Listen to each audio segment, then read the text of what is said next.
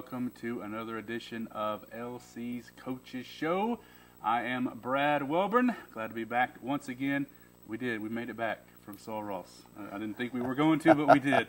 But yeah, we're here again with head coach Dennis Dunn of the Louisiana College football team, and we're going to talk about that game last week against the Lobos out there in West Texas. And Coach, it was a tough one for sure. Definitely made the 12, 14-hour trip back a little bit. Maybe seemed like it was longer after the way the game turned out. But I guess overall thoughts on it. It was a tough game overall.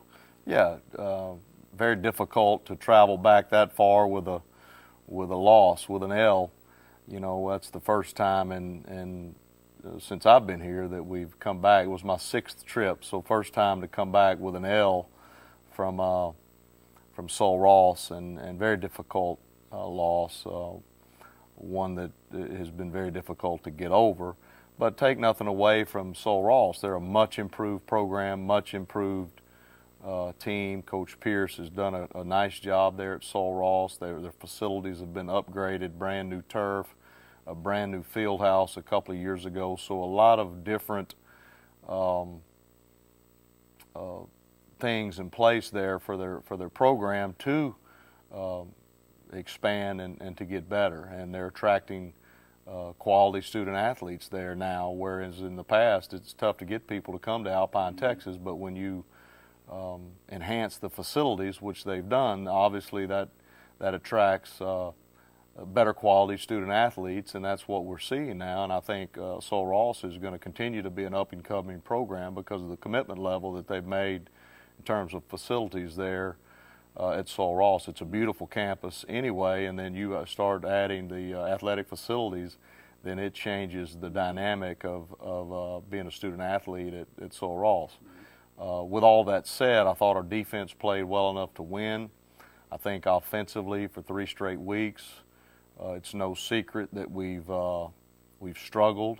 We have not had much offensive rhythm for 3 straight weeks, and you know, as a coaching staff, we're looking for answers to correct that. And you know, we're not sitting here talking about an LC offense that struggles, but obviously we have, and for whatever reason, we got to get it figured out. Our guys are practicing well Tuesday through Thursday, and for whatever reason on Saturday, especially getting started, it's been difficult for 3 straight weeks, and we've had a turnover on our first drive in 5 of our 6 games, I believe it is, and that's a correction that we've got to make, and it begins with us as a staff preparing our guys to start. So we're going to do some things in practice this week where we start practice with a little bit different scenario, and maybe an opening drive kind of scenario at practice to see if we can't get a quicker start on next Saturday. Yeah, for sure. The last 2 weeks, interceptions on the first drive. Tough luck when this week the ball got batted in the air off a quick pass and just fell right into the guy's hands. But another thing that's been kind of a thing that you definitely don't want to happen is turnovers down deep in the opponent's territory. We had 2 this past week against Sul Ross, a fumble on the 1 and interception inside the 10-yard line. And I know that's one of the things that you guys have talked about all throughout the year, but now it's been kind of magnified the past 2 weeks. Yeah, especially when you don't come away with, and again, we mentioned this last week in our show, Brad, against good football teams, you cannot turn the ball over. And Sul Ross, again, being much improved, really strong defensively. We knew that coming in. You cannot turn the football over, and especially when you're in the red zone, you've got to come away with points. And unfortunately, in our losses this year, that's been the Achilles heel, has been the turnovers, especially in the opening part of the game, and then in the red zone. And you know, we too, you know, our skill guys have got to make plays. At the end of the day, you know, if your quarterback's struggling, but when you do make a throw that's catchable, we got to make plays. I mean, we had 2 drop balls down there late in the game in the red zone where we didn't get points, and they were, I mean, literally drop potential touchdown catches that can make a difference in the game. So our playmakers have got to make plays as well. On the upside of Saturday, I thought our offensive line probably played as good as they played. The protection was good all day long. You know, they're doing a fantastic job up front and continue to get better every week. Aaron Cooksey continues to progress weekly, and we might have could have stayed with the running game a little more Saturday, and but again, when you get down 2 scores late in the game, and not to mention the new rule that the officials threw in on us, where they had a running clock the entire game. Never heard of that, but unfortunately it impacted the game. Shouldn't have. We felt like we probably were a little bit better and should have won, and the time should not have affected. But in that game, certainly the clock was a huge factor, and what they interpreted some rule that doesn't exist. And I've never made excuses about officials. You got to win. If you have to beat the officiating crew, you just have to beat them. But Saturday was just an unfortunate chain of events that led to us not being able. Just to describe to you what was happening, the official told us that the clock would run after all incomplete passes, with the exception of the last 2 minutes of each half. And he said it was a new rule that he just got in an email. And I'm like, well, I didn't get the email. When did that rule change? And then he came after the game and apologized to us, said he was wrong. And it probably cost us about 10 minutes in that game, literally. Especially, we threw the ball 50 times. So, that definitely can add up over the course of 60 minutes for sure. You mentioned it kind of briefly, and I wanted to kind of spend a little bit more time on it. The play of the defense throughout really the progression. We've talked about it each week, but they just continue to get better and better, and they've moved now statistically to the second best defense in the conference. Even not being able to get the takeaways the past 2 weeks that they've been getting, but still playing very, very well. Yeah, and we've said all along, defense wins championships, and if we're young defensively, and if this defense continues to do what it's doing, at some point the tide's going to turn, and the fortune is going to turn. Our offense is going to get going. We're going to get this thing turned. Our quarterback is going to play better, and our skill positions are going to make plays, and we just hope that we can get that fortune turned this week. Yeah, I mean, we've got too many quality skill players on offense to not have that happen. Absolutely. For sure. All right, well, let's move forward and get into this week's game, the first of 2 consecutive home games, the last 2 home games of the season, by the way, both at night, which is very exciting. We like the night games for sure. But Belhaven's coming in, technically not a conference game, even though they're in the conference. It'll start counting in a year or 2, but still a quality team. And if you are a fan of the forward pass in football, don't want to miss this game, because we got the 2 top quarterbacks in the ASC.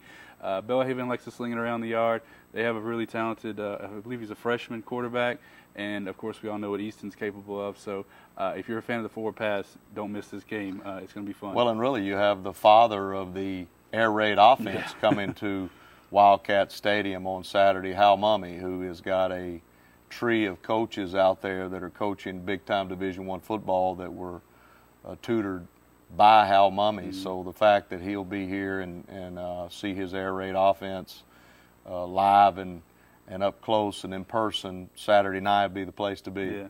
Yeah. Talk a little bit about their quarterback, Hunter McKitchen, I think is his name. I mean, he's putting up some pretty insane numbers so far. Yeah, he's a transfer from UTEP, I believe, and it seems like everywhere Hal goes, he's able to get a Division I guy to come because they want to throw the football and play in his offense, and he's got one, and this guy's very special.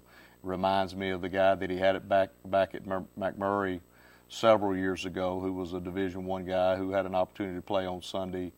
And this certainly is a guy, if he continues to progress in 3 years, he'll have the same kind of opportunity to take his talent to the next level, because he's got that kind of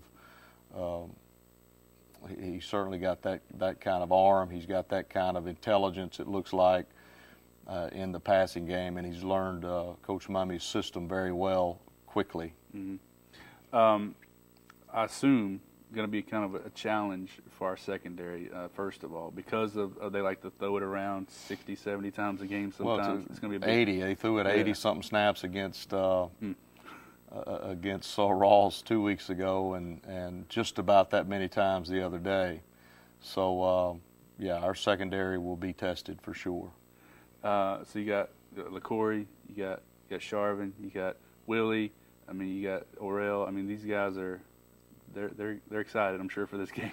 Well, yeah, and our secondary's played well all year, and we fully expect them to play well. We need to pressure the quarterback. We need to make him make throws quicker than he would like to, not giving him an opportunity to sit back there and read the coverage and take his time and getting the ball off. In an offense like this, you want to make that guy make a quick decision and get rid of it and hopefully make some mistakes in the passing game. And, you know, how he's going to throw it. I mean, that's what Hal does. He's not going to come in here trying to figure out how to beat us in the running game. He's going to want to throw it. And he's going to know that we're going to know what he's going to do. But, again, he's going to say they got to stop us. And, again, it's been productive. It's an offense that goes back to years ago that BYU was running back with at Lavelle Edwards and that group, and Hal went and studied under Coach Edwards. I think that was his name back at BYU, way before your time, okay, yeah. Brad. Thanks for saving me there. But anyway, this offense came from BYU back in the day, and Hal came and perfected it. Not only in high school, but went to the University of Kentucky, and of course, when you got a guy like Tim Couch who can tutor under, and you know you got a first-round draft pick, right. But man, the coaches that have come from this lineage is pretty strong. You know, when you think about who all is coaching in that tree, and the success that they've had over a long period of time is pretty amazing. Yeah. All right, let's shift gears a little bit and talk about what we are planning to do offensively. You talked about it earlier, changing some things up in practice, trying to right the ship, as it were. I mean, we started off 50 points, 49, and kind of gotten a little bit of a slump the past couple of weeks. So, what is it? Is it really mostly about getting off to a good start? I think, Brad, we got to be more balanced, and we've talked about it as a staff. We've got to. As well as our offensive lines play, we got to get it more like 50-50 run pass. We've been pretty. It's been like 60-40 pass run, and our most successful offensive games are when we're about 50-50. And Orange Cooksey needs about probably 10 more touches a game, and you know those are things that we can do to take a little bit of the pressure off of Easton and give him time to settle in, and so. We just got to start faster. We got to start better. Our tempo has not really been what we've wanted it to be, so we're going to do some tempo things in practice to change the tempo a little bit, because we're allowing defenses to get settled into their calls and make checks at the line of scrimmage. So we've got to change some of the dynamic of what we're doing offensively so that we can be more successful, especially early in the game. Again, I'll go back and say we've practiced well. Every situation that we have in practice, first downs, second, third down scenarios, a 2-minute scenario, red zone scenario, we're being successful in practice. And, you know, you would think, and Coach McLaughlin has said this, if we walked away from practice Tuesday, Wednesday, Thursday saying, man, we're not good, then you would have concern. But we walk away from every practice thinking that was a heck of an offensive practice, and we're thinking that we're going to perform well on Saturday. And for whatever reason, we just have not. The last 3 weeks, we've sputtered, and we got to find answers, and that's what coaches do. They when something's struggling, you got to find ways to get it fixed. So I fully expect us to continue to work hard. Our guys are still all in, and just excited that we still have some things out there to accomplish. And I don't have any doubt that our leaders are going to lead.